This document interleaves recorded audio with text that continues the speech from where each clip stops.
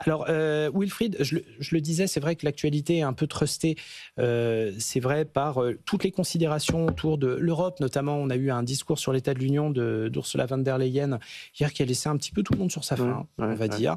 Peut-être excepté pour le compartiment de la défense.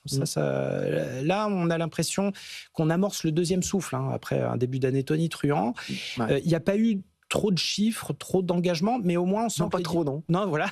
Mais on sent que les directions sont... Il n'aurait pas fallu moins de chiffres, Voilà. On voit que les directions sont quand même bien déterminées. Il y a de nouveaux projets qui vont être annoncés, la consolidation d'anciens, coopération toujours plus forte avec l'Ukraine, qui semble être vraiment l'axe central. Mais c'est vrai que, bon, voilà, c'est un peu tout. Ce qui paraît compliqué en Europe, c'est de trouver aujourd'hui le plus petit dénominateur commun. Et on s'aperçoit que le plus petit dénominateur commun, effectivement, c'est défense, souveraineté, soutien à l'Ukraine, même si les soutiens sont un peu divers dans leur modalité. Mais pour le reste, c'est quand même assez compliqué. On le voit dans les négociations commerciales, que évidemment, la Commission européenne a piloté parce que c'est son rôle. On voit que les pays qui sont représentés par la Commission européenne ont des approches qui sont quand même assez différentes. Entre l'Allemagne, qui voulait de toute manière tout de suite avoir un accord quasiment à n'importe quel prix, et d'autres pays menés par la France qui voulaient avoir une position beaucoup plus compliquée, effectivement, Ursula von der Leyen se retrouve un peu comme Christine Lagarde à la BCE, en train d'essayer de faire une espèce de minimum pour maintenir ce qui peut être maintenu, dans un contexte en plus politique européen au sein du Parlement européen, où c'est quand même un petit peu compliqué pour elle. C'est vrai qu'elle a sauvé largement sa majorité, elle a eu un vote qu'elle a gagné, mais on sent que voilà, dans les commentaires, c'est difficile. Donc l'Europe est dans une phase où l'Europe, c'est quand même l'emblème de la norme, le libre-échange et la coopération internationale. C'est pas non plus les domaines les plus flamboyants aujourd'hui en termes de momentum, comme on dit en termes de marché. On peut pas dire que ce soit exceptionnel. Voilà. Donc elle se bat un petit peu contre le sens du courant et ça se voit, et ça commence à se voir. Alors du côté de l'épargnant, toute cette situation, cet imbroglio entre l'Europe, les incertitudes au-delà des États-Unis, tout ça. Ça provoque un excès de prudence. Et on le dit, on le redit, Charlotte Tamer, on a un excès d'épargne en France. Maintenant, cet excès d'épargne, comment le faire fructifier ? On voit que, par exemple, sur le PEA, qui est quand même un support privilégié pour pouvoir investir, notamment en actions, en prenant un petit peu de risque, on a 113 milliards d'euros d'encours seulement. Comment on explique le fait que les épargnants soient toujours plus prudents, avec des rendements finalement toujours inférieurs, et cette sorte de persistance du sentiment que on sait que le rendement ne va pas être terrible, mais au moins l'argent est là. Il n'y a même pas la volonté de prendre un minimum de risque là, par exemple sur le PEA. Je pense que malgré tous les efforts qui ont été mis en place sur tout ce qui concerne l'éducation financière et qui touche l'investisseur final, je pense qu'on est encore loin du... Je veux avec ces personnes ce matin, mais je pense qu'on est encore loin du compte. Et beaucoup de nous, d'épargnants, investisseurs, /investisseurs, parce qu'il y a quand même un peu une confusion. Et en plus, certaines maisons, dans leur communication, dans leur marketing, font un peu des abus de langage pour essayer de parler au plus grand nombre. Donc on va utiliser l'épargne à la place de l'investissement, alors que l'épargne, c'est vraiment le sans risque, et l'investissement, c'est vraiment le long terme, c'est vraiment les marchés. Et donc, je pense que si on faisait un micro-trottoir, je pense qu'une bonne majorité des épargnants /investisseurs aujourd'hui n'ont pas conscience de ce qui rapporte, de ce qui rapporte pas. D'ailleurs, je ne sais pas vous cet été, mais moi, j'ai pas mal de camarades cet été qui m'ont dit « Non, mais mon livret A, je suis totalement... j'ai plus de rendement », mais même quand le livret A était au-delà, en fait, on ne parle pas en taux facial, on parle en taux réel. Et donc, les gens ne le comprennent pas. Ça tue de la valeur. Ça tue de la valeur, c'est l'érosion monétaire, c'est la perte du pouvoir d'achat. Donc, peut-être quand on arrive à cette notion de pouvoir d'achat, aujourd'hui, avec 50 000 euros, j'achète telle voiture, dans 10 ans, j'en achèterai que la moitié. Là, ça parle un peu plus aux gens, ou même de parler en termes d'immobilier, l'évolution du prix de l'immobilier dans le temps. Mais il faut ramener, en fait, les épargnants, les investisseurs à leur réalité, à des cas très concrets, très imagés, pratico-pratiques, pour que ça tilte. Si vous leur parlez inflation, si vous leur parlez juste pouvoir d'achat, c'est pas toujours très clair pour eux. Il y a peut-être un chiffre qui explique sur le PEA. Il y a un deuxième chiffre que j'ai pas mentionné dans mon mail ce matin. C'est il y a 113 milliards d'encours de PEA, donc c'est très faible. Oui. Comparé à l'assurance vie. Ça peut s'expliquer de plein de manières. Il y a un deuxième chiffre, c'est qu'il y a 1 milliard seulement à la main des CGP. Et donc, finalement, en fait, le PEA et même le compte titre, les enveloppes bancaires ont été très peu, il y a eu très peu de solutions d'intermédiation. C'est-à-dire, aujourd'hui, vous trouvez tout un panel d'offres en assurance vie, et pas que en assurance vie, à la main des CGP pour qu'ils puissent commercialiser, ils puissent conseiller avant la commercialisation leurs clients sur ce type de placement. Mais finalement, sur la partie bancaire, le marché était très pauvre. Alors, bonne nouvelle, il y a des plateformes qui se lancent, il y a des choses qui arrivent, il y a un gros regain pour le compte titre et le PEA. Et rappelons quand même que le PEA, juste sur la plus-value, est plus attractif qu'une assurance vie. Oui, totalement. C'est-à-dire que sur la plus-value finale, j'ai une exonération totale au bout de 5 ans de la fiscalité des plus-values. J'ai les prélèvements sociaux, mais je n'ai plus de fiscalité, je n'ai plus... on est libéré de ce... Voilà, je n'ai pas un résidu de prélèvement libératoire forfaitaire comme je peux avoir sur l'assurance vie. Donc finalement, moi je ne comprends pas trop en fait pourquoi le PEA... alors on le comprend parce qu'au final, l'investisseur il est face à lui-même. C'est-à-dire que demain vous vous dites, super, là on est en train de me dire qu'il faut ouvrir un PEA, il y a 10 000 raisons de le faire, j'y vais, du coup j'y vais seul, mais je ne sais pas où je vais. En même temps, les gens ont tendance aussi à ferrailler entre assurance vie, PEA, ils ne comprennent pas que on mélange les torchons et les serviettes, parce qu'on peut parfaitement avoir un PEA sur une assurance vie, par exemple. Il y a support et il y a enveloppe. Et donc, il y a peut-être une méconnaissance là-dessus. En fait, quand vous allez sur le marché, il faut que vous alliez dans un véhicule, on va dire dans une enveloppe. Bien sûr. Vous ne pouvez pas y aller, pouvez pas aller acheter du L'Oréal comme ça et les détenir en nominatif pur, comme ça s'appelle. C'est un terme un peu technique, mais j'en suis désolée. Et soit vous rentrez dans le cadre d'une assurance vie, soit vous rentrez dans le cadre d'un compte titre, soit vous rentrez dans le cadre d'un PEA.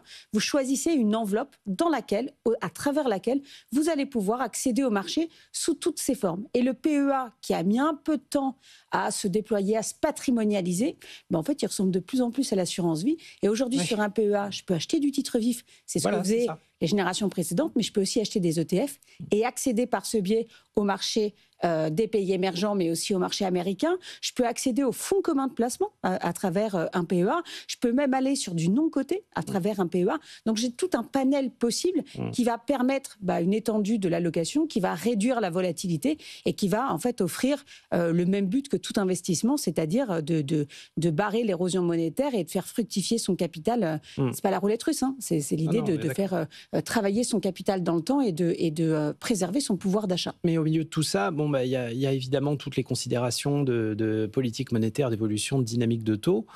Sur l'actualité immédiate, aussi bien du côté de la BCE cet après-midi que de la Fed la semaine d'après, est-ce qu'elles ont toujours les clés du camion En fait, c'est un peu l'interrogation des marchés. C'est-à-dire qu'est-ce qui explique la très bonne tenue des marchés malgré une érosion claire de la croissance américaine et toujours les doutes sur l'Europe et la Chine?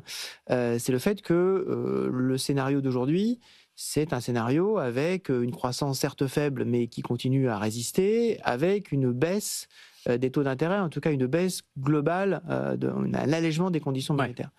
Et donc on se dit, finalement, c'est de nouveau les banques centrales qui vont nous donner le ton. Toute la question, c'est est-ce que ça va suffire? C'est-à-dire qu'on sent bien, d'une part, qu'aux États-Unis, la baisse de taux, elle va se réenclencher, et c'est normal parce qu'il n'y a aucune raison, compte tenu du taux de croissance de l'économie américaine et des fragilités du marché de l'emploi, il n'y a aucune raison de garder les taux d'intérêt entre 4,25 et 4,50. Ça, c'est très clair. Est-ce que la cible, c'est à 3,5? Est-ce que la cible, c'est à 3? Certains disent que ce serait en dessous. On n'en sait rien. Mais 4,25, 4,50, c'est sûr que c'est beaucoup trop. La question qui se pose ensuite, c'est est-ce que la BCE va suivre le mouvement? Et est-ce que ça va suffire pour relancer les capacités d'investissement d'Europe? On parlait tout à l'heure de la volonté de l'Europe de faciliter l'investissement d'abord dans la défense, et on le voit avec l'Allemagne dans des domaines comme les infrastructures et autres. Bien sûr. Est-ce que ça va suffire pour déclencher quelque chose? Est-ce que la BCE va changer de pied? On voit que, et c'est ce matin Nicolas Gottsman de la Financière de la Cité qui l'expliquait très bien, en fait la vitesse de baisse du bilan de la BCE est sans commune mesure avec la vitesse de baisse du bilan de la Réserve fédérale. Et ça a un impact direct sur les taux longs. C'est-à-dire au fur et à mesure que vous vendez des obligations, que vous laissez vraiment tomber à échéance sans aucun réinvestissement, ce qui est le cas de la Banque Centrale Européenne, alors que la Banque Centrale Américaine a des réinvestissements à chaque fois dans ses tombées. Là, on a un poids technique. Vous avez un poids très fort sur les taux à long terme, et donc Là, la BCE doit se positionner parce que les taux à court terme ne suffiront pas. Et c'est là, en fait, on dira, peut-être qu'elles ont la main, mais peut-être plus via le bilan que directement via la politique de taux d'intérêt. Et est-ce que la BCE aura le courage politique, car il s'agit véritablement de courage de politique monétaire, là, c'est faire de la politique, de changer sa politique de réduction de bilan, qui est établie depuis maintenant 3 ans, oui, bien sûr. ou pas. Et c'est toute la question qui va se poser effectivement dans les prochains jours. Et c'est une question qui va se poser en plus avec le contexte politique français directement à Christine Lagarde. Ça, c'est sûr que je compte au minimum sur Aude Kersulek qui sera présente à la conférence de presse cet après-midi pour au minimum poser la question. Oui, non, c'est clair. Et alors du coup, du côté de l'investisseur, on se dit, qu'est-ce qu'on fait? All-in sur la croissance? Peut-être sur la croissance de la tech américaine? Ou... je sais pas, est-ce qu'on continue d'acheter le rebond des small et mid cap, par exemple, en Europe? Quand j'entends all-in, j'ai très très peur. Oui, voilà. Toujours. Voilà, non, mais que privilégier, quoi, en fait?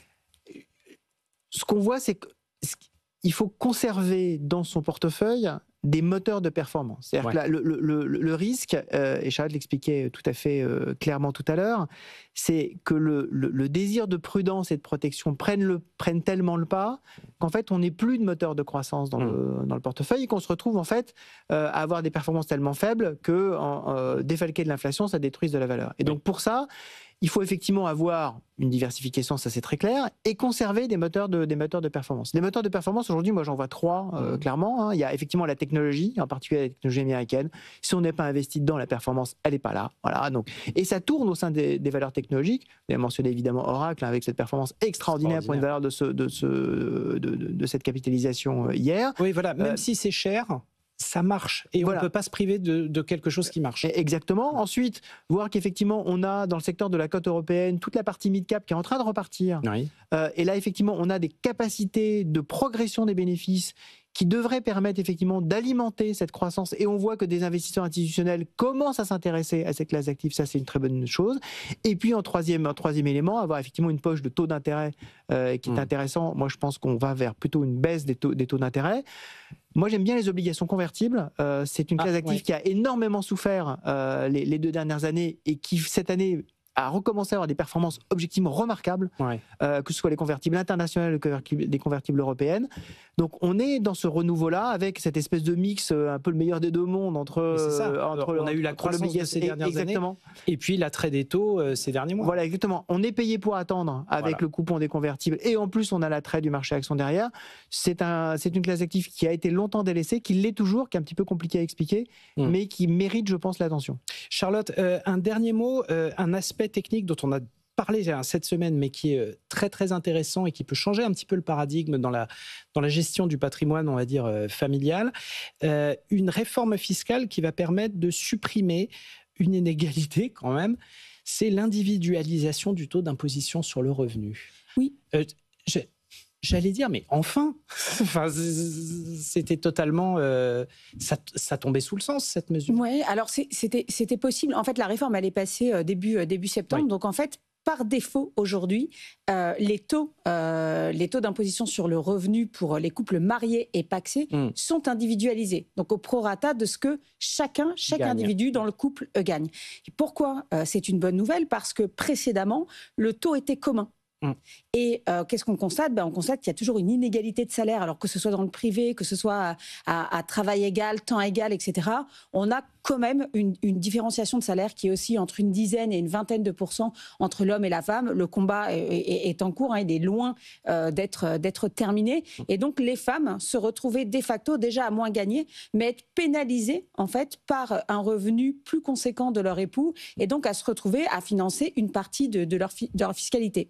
Mais finalement, en vrai, ce qui se passait précédemment, c'est que vous pouviez demander une individualisation de votre taux. C'était possible, mais ça ne se faisait pas par défaut. Donc il faut en avoir conscience. conscience, il faut maîtriser un peu le sujet, il faut que le conjointe soit d'accord, et il faut mettre tout ça en place. Alors qu'aujourd'hui, c'est individualisé, et finalement, on paye le même montant. Alors, c'est pas une niche, hein, il n'y a pas d'avantage, puisque le montant global fiscal payé par le foyer fiscal est le même, c'est juste qu'il est réparti au prorata des salaires, et ça va dans le sens, en fait, de l'égalité entre l'homme et la femme, et puis de la protection des femmes, ce qu'on appelle aujourd'hui, à raison, les violences économiques qu'on peut indirectement subir dans un couple où la femme se retrouve avec très peu d'épargne et très peu de moyens. Tout à fait. Merci beaucoup, Charlotte Tamer de Chairs, Wilfried Galland de Montpensier-Arbevel. Vraiment, on allait du macro au micro. Panorama complet. Merci d'avoir été avec nous. Tout de suite, les arbitrages.